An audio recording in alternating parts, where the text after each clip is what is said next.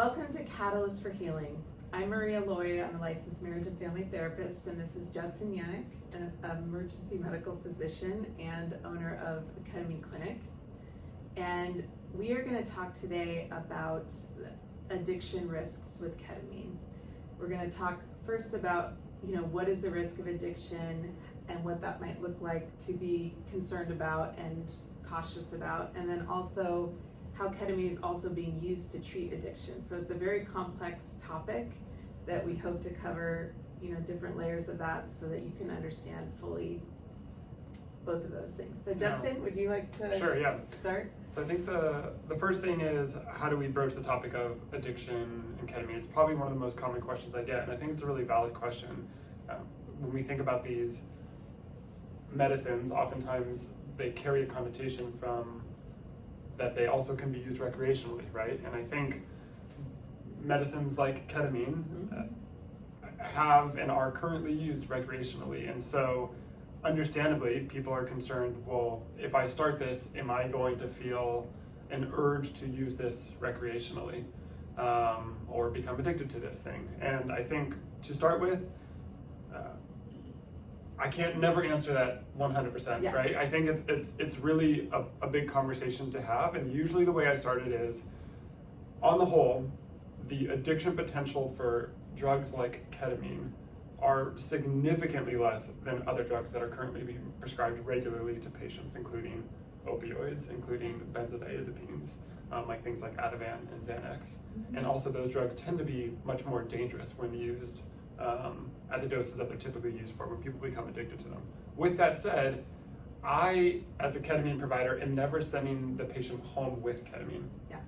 Right? And I think that's not always the case, and I think there is absolutely an argument to be made for the safety of prescribing ketamine in the home space.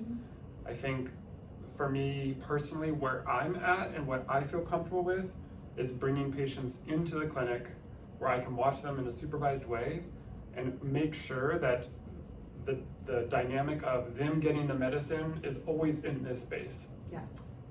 And I think that's an important distinction to make, because when we start to send these medicines home to people, aside from all the variables that I think are critical to do in the clinic, safety, right? Truly safety, but also like the set and setting that we talk about in the psychedelic space, right? Like the mindset, they're coming to a place that they know is dedicated just to kind of healing, and then also the setting of a quiet environment. They don't have to worry about kids coming in or people knocking on the door. It's like this is their space to be safe.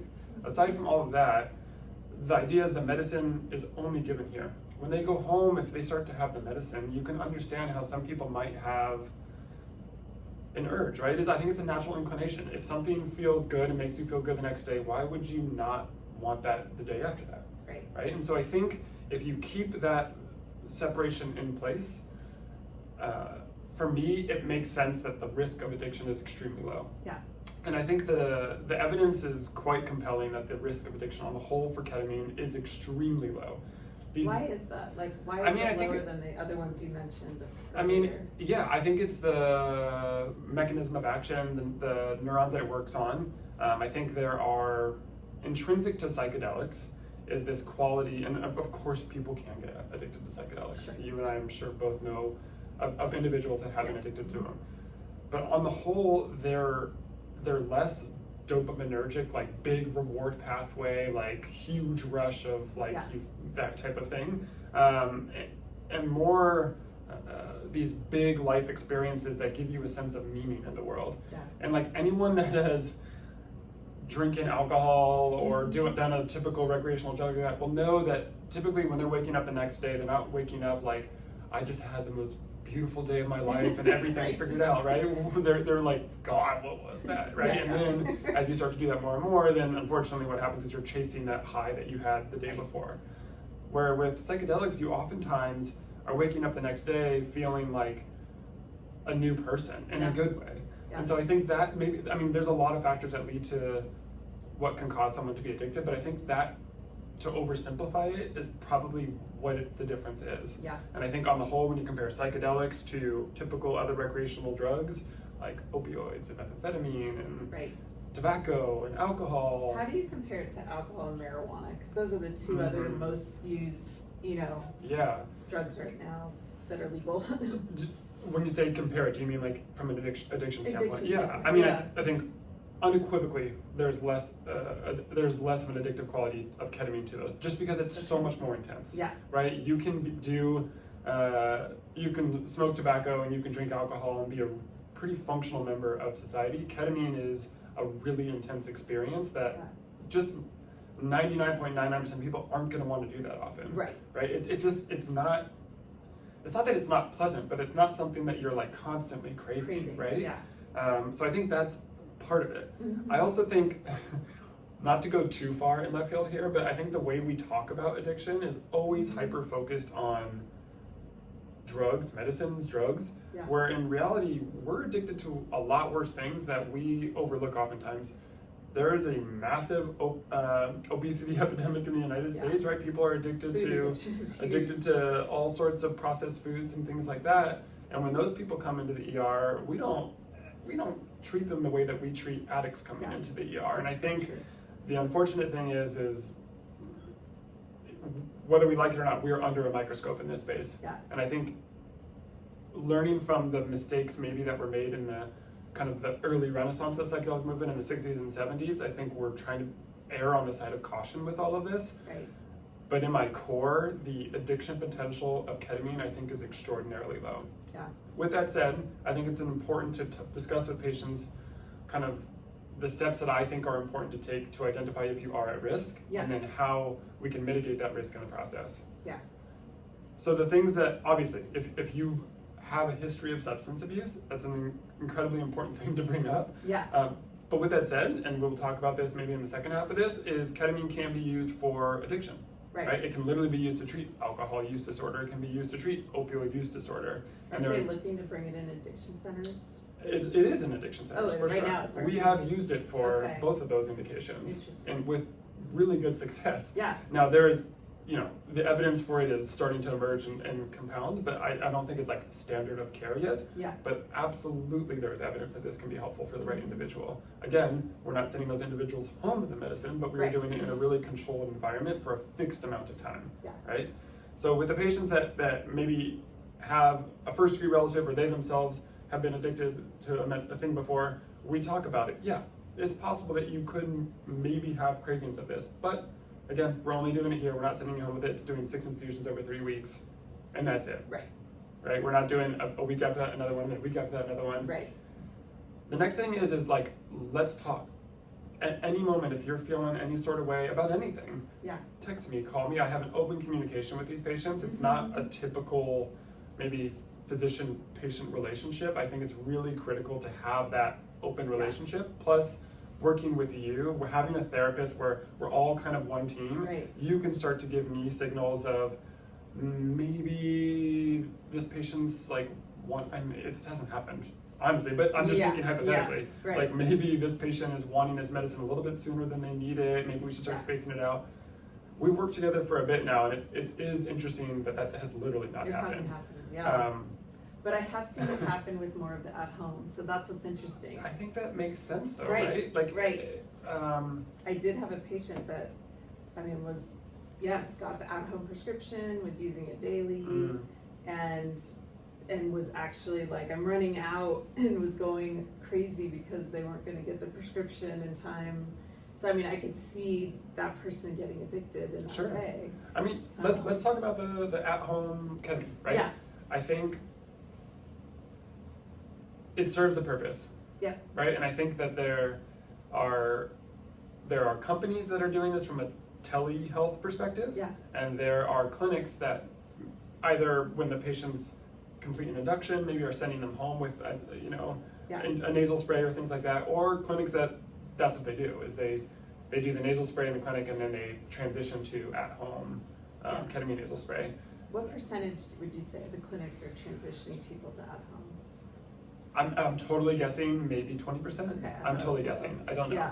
Yeah. And I think it's understandable, right? As you develop a relationship with a patient, I think doctors can hopefully parse out the ones that they feel safe for the patients to go home with, and maybe the patients that they would be more reticent to do that. Yeah. But speaking of, there was a celebrity that won't name names, but everyone knows probably who the individual was that was getting treatment for ketamine through an IV clinic, was getting remarkably better with the addiction as a result, and then overdosed with an at-home prescription. Like, would you want to speak to that? Yeah. So, for the record, I'm not sure we know that that individual overdosed with their prescription medicine. I'm not sure if they also got recreational on top of that. Okay. Right? But let's just call it for what it was. That individual was an extremely high-risk individual when it comes to addiction. Right. For me, I mean, I don't know the dynamic. I don't know where that person was in time, but the idea of prescribing that person medicine that they could take at home with their history, I would never do that. Right. Like, period. Yeah. With that said, I think I would hope that I could develop a relationship with that type of patient where we can talk openly about that, right? Yeah. And if I got to the point, let's say, where I could see sending that patient home with a medicine that they could use once a week or whatever, I would hope that they would be able to communicate with me that maybe I'm taking it more frequently than I should, or things like that. Yeah. I'm always cautious of being like too patriarchal as the doctor of like, Right. I know what's best for you, Yeah. right? And like, I don't want to be to not acknowledge like where patients feel like they are in time, but at the same time, I think again, our job is to like do no harm, number one. And while this medicine can truly save lives, there is risk with it, right? And there can be patients that get addicted to it. So on the whole, big picture, I think the risk of addiction, and this is what I tell patients and oftentimes their loved ones, that's usually what it is. It's like, oh, my husband or my wife actually really wants to talk to you because he's concerned that I'm going to get addicted to this. Like, I can't tell you how many times I bet I've had that conversation. And I think such a valid question to have. And I try and walk them through what I'm saying right now, but at the end of the day, I think the risk is extraordinarily low. Okay. If I had to guess, I would say it's less than 1%. Wow. Right? And I think I didn't realize it was that low. Truly, like in terms of the way that we're doing it here, right? In terms of like at clinic use, exactly. Right? That's really all I can speak to here is at clinic use, and not sending them home with it. I think the risk of like them going out and using it, it's got to be less than 1%. I can't imagine we're going to get data that shows it's higher. So I'd be curious what it is for the at-home people. Yeah, I don't know if we have data on that, honestly. I don't. It's interesting because there was actually a study really recently released with at-home ketamine showing its efficacy, which is amazing, and I think it's a really important study to be done. And I think that at-home ketamine for the right patient makes sense. I get it. And also from a cost perspective, I get it. Yeah. Like, I know why these things are in place and it's happening, and it's probably realistically the way that we get this to access to the most people. Yeah. But with that, I think we're just going to have to accept that there's going to be an increased risk of misuse. Yeah. Well, would it be similar to marijuana? Because once that became legal, totally. I mean, it seems like a similar trajectory where, to me, a lot of people are addicted to it. Absolutely. And nobody felt, there's an addiction of potential. Yeah, I guess, but at the same time, I still think that they're different. Yeah. Like, I really don't see the same contingent of people that are, using marijuana on a daily basis feeling the desire to use ketamine on a regular basis. I that's my gut feeling. I don't have data to support that specifically, but I can't imagine, because it's just not desirable to have every day. What is interesting is I do have a lot of clients addicted to alcohol and addicted to pot. And when we do the ketamine treatments, I mean, I'm just basing it on CAP, doing it in the office. Their use does go down significantly. So I mean, what is the biological reason for that? I mean, I think to really oversimplify it, I think they're self-medicating with these things, right? Really, alcohol and marijuana are just a way to get out of your mind, to numb it. And so I think as these people start to truly heal, I think they just need it less, like intrinsically. I think we can get into like the neurobiology, but I think fundamentally that's what's happening. And I think that's what I see all the time. So many patients come in here that are regular. I mean, they wouldn't even consider themselves having alcohol use disorder, but they're oftentimes drinking 2-4 drinks a night, a bottle of wine a night. I'm sorry, but that's alcohol use disorder. Like that is actually pretty severe. And so, when patients come in with that, I talk about it frankly. I say, the night before, I would like you to hold any alcohol. Of course, if you have a history of heavy alcohol use, that's a totally separate discussion because we have to wean off of that safely. Right. But we try and have no alcohol the night before, no marijuana the night before, Right. just because it can blunt the experience itself. Yeah. And then afterwards, I think it just intrinsically they use it less. Yeah. Which is really interesting. Yeah, Yeah. You're right. And it's not like I'm treating that specifically, but I think it's a byproduct. Yeah, it's a byproduct of it. I've seen. Yeah. Do you? So I mean, when you're doing this in your clinic, are you talking to these patients about whether they should stop using marijuana beforehand or afterwards, or are they asking you about I mean, that's part of, because they have to see a doctor to prescribe the sublingual form of ketamine. So the doctor will have them. That's fair. You know, they'll probably do everything you do. Yeah. But I think with the sublingual and nasal, I'm trying to think of the thing that I've had trouble with is how it's being prescribed in so many different ways. So it's a lot of unclarity about what's safe. And so, for instance, nasal ketamine, as I've said on a previous episode, you know, the protocol was meant to be twice a week for a month, once a week for a month. And then they do some kind of boosters, you know, infrequently, but figure out what works for each patient, kind of like you do with the IV. But I'm seeing some prescribers prescribe it daily. What is your opinion on that? I'm not aware of any evidence for it. Okay. The absence of evidence doesn't mean that it's not efficacithis, right? And It's daily at a lower dose, so it's kind of like microdosing. Is what they're saying. I think on the whole, and I think this is kind of a hot take, but I think we still don't have robust evidence at all to show the efficacy of microdosing with psychedelics. Yeah. Like, period. I know. And so I think it maybe is going to be emerging, but my instincts with the whole daily use of psychedelics kind of goes against what I think the main power of them is, right? To have a fixed period of time dedicated to healing, high dose, big experiences that then taper off over time to show you that on a daily basis you are not broken, needing something to make you unbroken, right? Yes. You healed yourself and now you can go live your life. Now maybe that's overly optimistic, but I really do see that regularly. Yeah. And I think the paradigm of mental health Holiday. treatment, right, is influenced largely by the pharmaceutical industry's desire to have a medicine that you take every single day for the rest of your life. Yep. Right, and so and we see this with emerging psychedelic companies, and the way that they are thinking about these medicines is not how do we get a synthetic molecule that you take once or twice a month and are done. It's how do we get a molecule that you will take every day for the rest of your life. Yeah. Right? Because that's where the money is. Right. Maybe, I don't know. This is just how I feel. No, and I think agree 100%. Yeah. And so, you know, when it comes to that though, then I get concerned about addiction, because if one of them made me feel good, then maybe two of them will make me feel better. Yeah. And then maybe three would make me feel better, and then it can naturally spiral. Well, there has to be a tolerance at some point, right? Sure. Yeah, I mean, of course. Yeah. There's absolutely. So wouldn't the daily use be building some kind of tolerance? Yes. Okay. Yeah, and I just also I just don't so. know. Yeah, yes, but I also don't know how much that's been studied. Yeah. If I'm being honest, it might exist. I can't say I'm too familiar with it, if I'm being honest. So yeah, that kind of is like the basics of my discussion when it comes to the risk of addiction. I think it's extraordinarily low. I think ultimately we discuss the risk factors that you might have individually.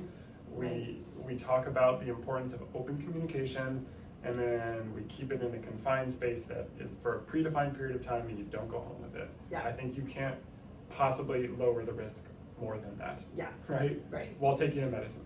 Yeah. Okay. The other thing we were going to talk about was ketamine for treating addiction. Yes. Have you seen that before? I haven't. I just heard about it, and like I said, I was seeing how it was helping clients with their addictions, and so I don't know that much beyond that. Yeah, so I would say it's emerging research. There's definitely, I mean, in the 50s and 60s, loads of research in terms of LSD, and then 70s, 80s, MDMA, things like that for various addictions. Alcohol addiction, there was tons of research on the efficacy of that. There's now studies being done for ibogaine and DMT and things like that for the treatment of alcohol use disorder and tobacco and things like that. Interesting. Ketamine, probably the last 10 years, quite a few trials showing its efficacy. Yeah. The protocols are all kind of varied in the way that they work. For me, the way that I've approached these patients with alcohol use disorder or that are explicitly coming to me for that is like, okay, what else is going on underneath the hood, right? And almost always it's, severe trauma, major depression, or anxiety, but usually it's severe trauma, self-medicating. It's like, okay, I'm treating trauma. Like really, and so of course, they're coming to me because they're coming from, we work with a rehab, they're coming from a rehab center, they've done their detox, to safely come down from it. Like I'm treating the trauma, and then that will help with the thing that they use to treat the trauma themselves. Right. That makes sense. And it works. It really works. And you do the regular protocol. Yeah, we do the exact same protocol. Okay. We do 6 infusions over 3 weeks, and it works. What is the success percentage? Because I know with depression it's about 80%. Yeah, honestly, I would say it's the same. Wow. Yeah, really. Okay. Genuinely, and these are people that are, we've had patients that have decades of alcohol use. Now, of course, I don't have the data more than 2-3 years out, right? But I feel pretty reassured when we get to 6 to 9 months out with no relapse. Like that's pretty amazing. Yeah. And I think these individuals, I'm always extra cautious about how we discuss maintenance infusions, right? And how we discuss dose escalations. Right. That's a subtlety, a nuance of the ketamine world where, oftentimes we'll go up on the dose each infusion typically. Everyone. Typically, there's some emerging evidence that the higher the dose you can tolerate, the more effective it is, more durable it is. And there's a sweet spot. Too much is obviously not going to work. There's side effects to that. But we like to communicate with the patients like, hey, today we're going to go up on the dose a little bit to this, right? I think it's important to have that. But with these patients, I'm hyper aware of when they're like, well, last time you said we were going to go up by this much, but now we're only going up by this much. Can we go up like a little bit more? Can we go up maybe just a tiny bit more? What do you think, doc? Like that kind of thing. Yeah. And that conversation it's important to bring it to their attention. Like, hey, you got to trust me. I'm doing what's best for you here. We need to not focus so much on the dose. Yeah. I don't know. It's kind of a subtlety of the field, but it's something I'm learning over time how to navigate that space, to be honest. Yeah. So yeah, it works. Period. I think there's going to be more and more evidence to show its efficacy. I think when it comes to the current paradigm of treatment for addiction, why not try this? Yes. Right? Of course, I guess cost. That's really it. Yeah. But otherwise, these rehab centers that people keep, it's a revolving door, keep going, those are expensive. Oh yeah. And it's these people's lives they're just going in and out. What is the rate of recidivism of the I don't know, but rehabs? It's extremely high. Yeah, it seems like it's high, but I'm not sure, to be honest. There's loads of things that do work for patients, but I think this is a nice thing to add to the armamentarium for patients that are treatment refractory, gone to rehab a couple times, not working. Why not try this? Exactly. Why? Okay. Yeah. So that's genuinely how I feel about it. That's how I have the conversation with the individuals, their loved ones, when they have these questions. Yeah, I guess to summarize, yes, one could get addicted to ketamine. I think that the risk of it is extraordinarily low. Yeah. And also I think ketamine can be extremely useful in treating addiction. Mm-hmm. It's kind of confusing. Yeah. But that's kind of the space we're in. I know. The mind's kind of confusing. It is. That's the beauty of it. Okay, well that was kind of a me-heavy podcast just because it was the medical side of things, but don't worry, you're gonna have a lot to talk about soon. That's okay. You think that's a good summary? Yeah. Do we have anything to ask? I think that, the one thing was the recreational people, because there are a lot, I'm aware of that raves and, the young people are often... The young people. The young people or all people are using it recreationally. And so what is your advice with that? Okay, of course, don't use it recreationally. Honestly, I know. Not to sound of course. Not to sound like a square, but one, it's illegal. 2, it's super dangerous. Yeah. If used in, at the end of the day, here's my take on it. Yeah. I get why people do this, and I'm not gonna deny them that experience, but there is risk with it. And in these powders, there's risk with it. How do you know what's in that powder? How do you know what the dose is? Yeah. I think it's really hard. It would probably mixed with something. Totally, right? I think it's very unlikely that you would probably overdose with an intranasal ketamine, which is how most people use it recreationally. I think there's just a limit to what your nasal cavities can take, right? but you could, and if you take it in a hot tub and you lose consciousness, you die. And that's like what we saw, right? And so if you're in a rave and you take it and you pass out and someone steps on you, or you hit your head, or you're vulnerable in the space, like there's a lot of risk to it that are super obvious, I think. Right. I think that's as much as I would say about that. Obviously, don't do it. Yeah. But a lot of people do. But a lot of people do, and they're risk of it. One thing that I think should not make you feel 100% confident, but something that everyone should use if they are using recreational drugs, is they should have one Narcan with them at all times, because that can save a life, or it will save a life if it's used on an individual that has an opioid overdose, but it's a good thing for you and all your friends to have in case something were to happen. It's to treat opioid overdose, and so if you were to become unconscious after taking a drug that you think could be laced with something like fentanyl, you would spray it in the nose, and in theory you could resuscitate them pretty quickly. The other thing would be to have like fentanyl test strips. Right? And these things, who knows how reliable they are, but it's a nice thing if you're already going to be doing it, which you shouldn't be. At the very least, you can attempt to at least do it that way where it's safe, because to test for it. We don't know what's in it. Because if there's fentanyl in it, again, that could be super deadly. Okay. Don't do drugs. In a recreational setting. Okay. I think we covered it. Cool.